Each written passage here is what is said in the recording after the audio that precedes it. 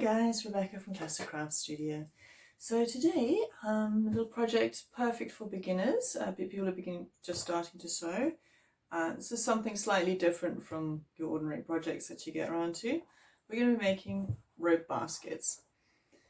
So this technique you can use for making coasters, for making placemats, for soles of slippers that you make for working around the house. It's got a lot of different uses. Beach bags is also a great way to make beach bags. But today we're going to be making these little fabric rope baskets. Most important thing you're going to need is your sewing machine that's got a zigzag stitch and your braided cotton rope, along with obviously all your sewing equipment. But your braided cotton rope, I've never tried to make one out of nylon rope before, but I have made items from drawstring before, and they make fantastic beach bags. Today's tutorial though, we're going to be using a 3mm braided cotton rope. If you buy this online, it's much cheaper than trying to buy it in a shop. So I really would advise that you buy it online. So this is an example of a 3mm, the basket made from the 3mm rope. I've matched the colour thread to the rope, so it's a nice, elegant, neat looking basket. Then for this one I used a 4mm rope. You can see it worked also just perfectly fine. And I've done a contrasting colour thread just for a bit of fun, but a nice effect. And then that's a similar idea. So the difference with these, in terms of how oval your basket ends up being, is all determined by your initial start, the amount of how much rope you use to start your basket with. You can of course make these in different shapes. So in the next tutorial I'll show you how to make a round basket and how to make square baskets. But for today we're going to concentrate on the oval shape. It's the easiest to start with. So let's begin. Just to run through the setup of the machine quickly. I've set my stitch to a zigzag, my stitch length to a number 2. So that's the distance between the stitches. So if you're looking to make a slightly stiffer basket, you'd set it between a 2 and a 1. Okay, so your zigzags are quite close together. You'll find that it forms a much sturdier sort of fabric when you're finished. If you're looking to make a beach bag and something that you want to be slightly softer, then you'd go anywhere from a 2 to about a 3.5. My stitch width, so that's the height of the zigzag, is set to a number 5. Needle position in the middle. My tension I've set between a 3 and a 4. Play around with this. It all depends on your machine. Different machines, you'd always be between these two, but you might find that depending on your machine, it might start to buckle if your tension's set too high. Then I'm using a satin stitch or a monogramming foot. You can use an ordinary sewing foot. I like this one, it's nice and clear so I can see exactly what's happening when I'm stitching. It's also got this little gap at the bottom which does make the first initial curve a little bit easier to go over. But like I say, you can easily start with an ordinary sewing foot. I've used the same colour thread, top and bottom, and bobbin thread. That's entirely up to you. You can use different colours on each, depending on what sort of effect you're looking for. So there's no hard and fast rules for how you start your basket, and it's all pretty much up to you what sort of shape you want. What I do like to measure my first initial bend, and that's because quite a few times I've decided only once I've finished the basket that I want to make a lid for it. And in order to make the lid, it makes it much easier if you know what your initial start bend was. So for today's basket, we're going to start with a 4 cm bend. So I'm using a water erasable marker. You can of course use a pin or anything just to make that mark. Fold it over. Just secure it with a pin. Right, so when you start sewing, you're going to be starting from this curve here and sewing in this direction, okay, towards your raw edge. That's what we're calling our raw edge.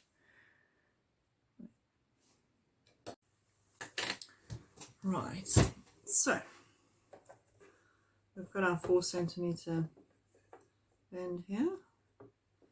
Take the pin there. So But I forgot to add, the thing that makes this a little bit easier is if you have a pair of tweezers or even a pair of scissors with a nice narrow point here that you can just help to ease it under the machine, under the foot a little bit.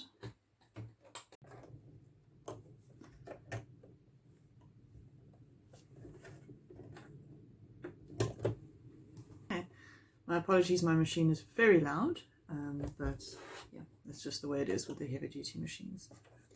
Don't forget to hold your thread, very important, because you don't want to have any kind of mishaps.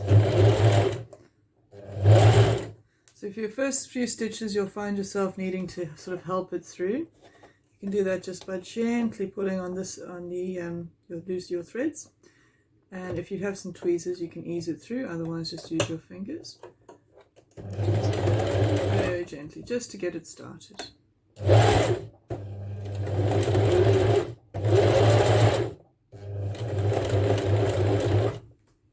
Let me just switch you around to this side. So, just want to show you here that you are getting to your end point. That's your raw edge there. So you want to leave your needle in the raw edge. You're going to tuck the end around your working thread around your raw edge, and as you do that, just turn your work. This is a good time to cut off these extra threads. You're not going to need them anymore. Okay. So tuck that around. Again, using your tweezers or your scissors, just get your working rope nice and snug against the side that you're busy stitching.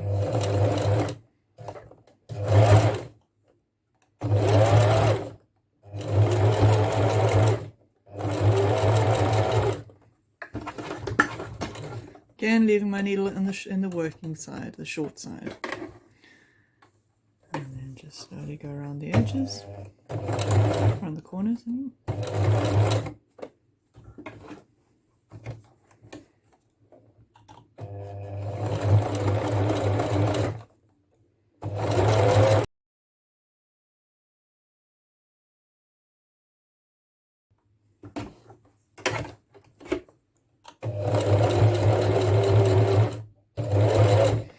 Okay, now we're going to be going round and round and round, and then I'm going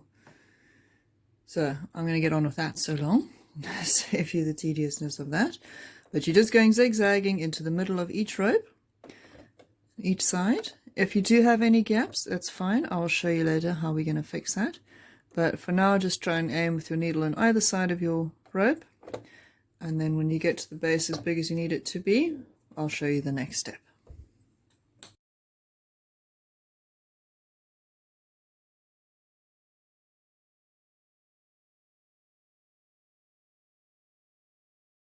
Just a little note to add, as you're going around your curves, you'll notice that it's easier, so in the beginning you're keeping your needle in the working side when you're going around a curve, but as you go further and further out, you will find that that's going to leave big gaps in your zigzags.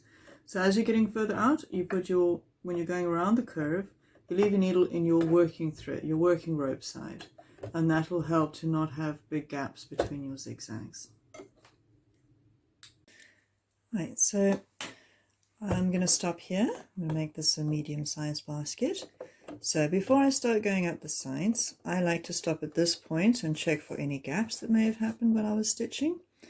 But if you do forget, you can always do this at a later stage as well, depending on the shape of your basket. But I like to do it at this point when it's all nice and flat. So as you can see, they are nice and firm, stiff. It's completely flat, so if you did want to make a placemat or anything, it's a good time to, it's a good way to do it. Okay, so I find the easiest way of checking for gaps is to hold it up to the window and just see if there's any spots where the light is shining through. You can't really see on this video. Because I'm using color thread, I can see that there are, I can see myself where I've missed. So the light trick might work more for the on white, but for this I can see that I've missed here, so I'm going to do another round of stitches there and another round of stitches there, and then maybe some more on this side, just to make sure that I've caught all of those, filled up all those spaces there. Okay, I've got all my little gaps patched up and I'm ready to start going up the sides. So how we do this is you're going to be tilting your basket. Just turn that off. You're going to be stitching essentially with your basket on its side, like this, the base. The steeper you hold it up, the more angled your sides will be.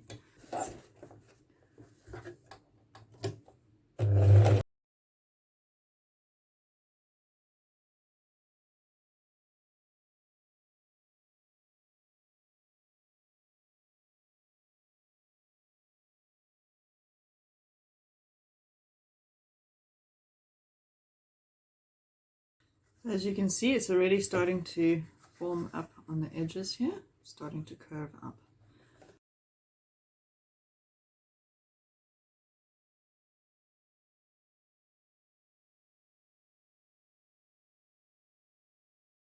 Okay, I feel like my sides are high enough. I have done mine 5 centimeters high on this side. Right, so in order to do little handles on the sides, line the middle of your bowl, the middle like that. Fold your two edges together. Right, then you just want to put a little dot there. You can do this with a marker or with a water erasable marker or a pin. Okay. I like to do my handles about 4 centimeters. Have a 4 centimeter gap. So you put half of 4's 2. So you put the 2 in the middle there. You make yourself a mark here. One side of where you're going to stop sewing, and the other side of where you're going to stop sewing. Do that on both sides. 2 in the center. Mark my 4 centimeters and mark my star. Okay. Now we take the rope that you're working with. You line it up so you know you're going to stop sewing there. Then I give a 1 centimeter extra. So from there, that point, we measure 5 centimeters. And that, we put another mark there. Again, this is a water erasable marker. Don't use a permanent marker unless you want to have a permanent line. Okay, we're going to have a little handle like that. And we'll do the same thing when we get to this side of the basket. You'll stop sewing there. You'll measure 5 centimeters on your working rope. And then you will start stitching from that 5 centimeter mark onwards. I'll show you now what I mean.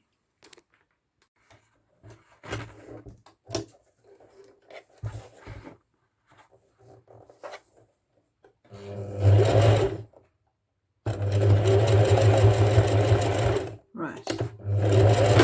Stop at my first blue spot. Cut my threads.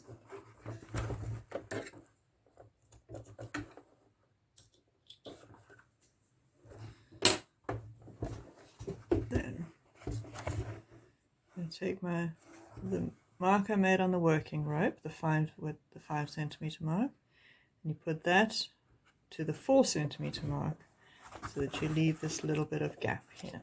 There's a little bit of a handle there. Okay, and then we resume sewing from there all the way around until we get to the next 4 centimeter mark.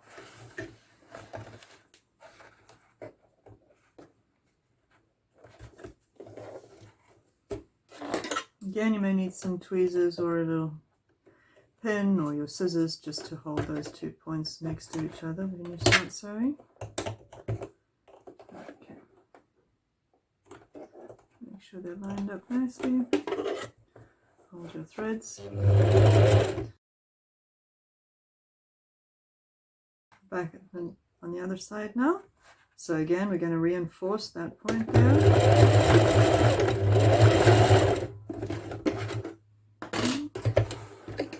Okay, so that's where our first of our four blue mark was for the 4 centimeter gap. Again, we're going to measure 5 centimeters on our working rope. Put a blue mark on that, water erasable. Okay, on that. Then you're going to line this point up with that point over there and continue stitching around. Remember, reinforce that starting bit there nicely.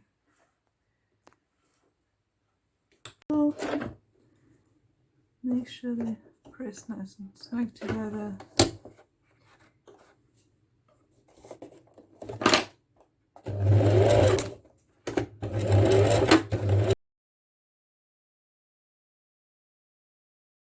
Alright, so I'm coming back to my first original handle. So over here, I'm going to again just do once backwards and forwards just to reinforce it again. And then when you're stitching around your handle, you make sure you're only stitching into these two and not the actual basket itself.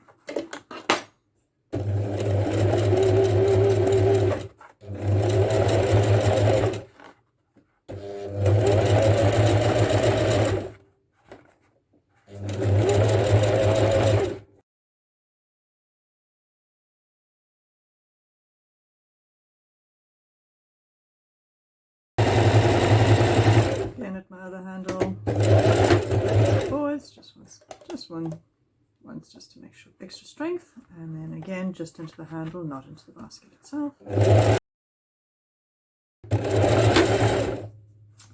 Okay, now we come to the finishing off part.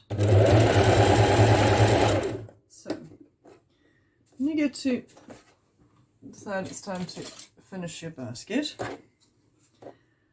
I cut my cord at a 45-degree angle. You can, if you cut it straight, you're going to end up with a big lump. I like to try and just ease it in a bit. And yeah, you can either stitch it onto the side of your basket, or you can even have it going slightly into the inside of your basket. So 45-degree angle. Try not to touch the raw edge too much because you don't want to fray those ends too much. If you do, you can trim them off afterwards, but it just makes it easier if they're not too frayed.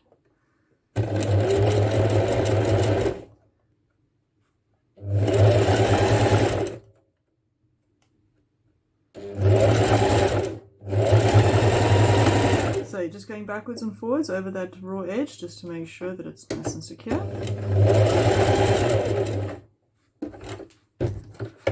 And then we've got our finished basket.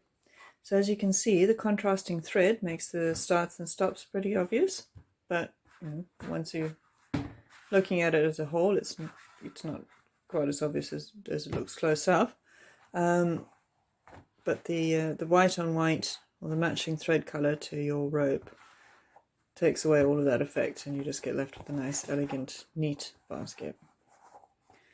All depends on the effect that you're looking for.